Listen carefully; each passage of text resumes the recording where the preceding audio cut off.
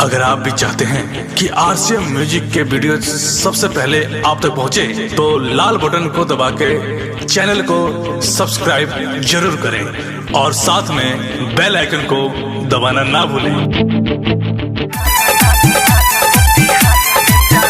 अरे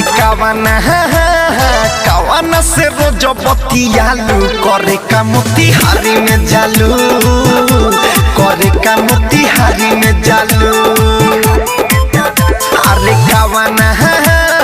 कवाना से रोज बतियालू करे का मोतिहारी में जालू, करे का मोतिहारी में जालू।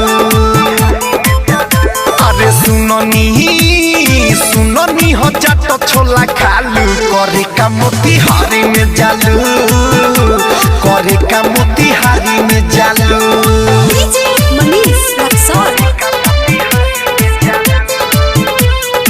ज्योति रिकॉर्डिंग स्टूडियो, घोड़ा सहन लखान।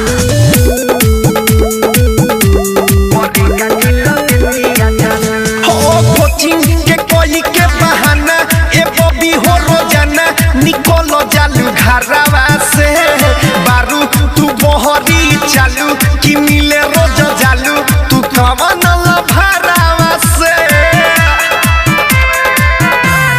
बोलो नो कोचिंग के कोई के बहाना ए बॉबी हो रोजाना निकलो जालू घरवा से, बारू तू बहरी चालू कि मिले रोज जालू तू कवन लभरावा से।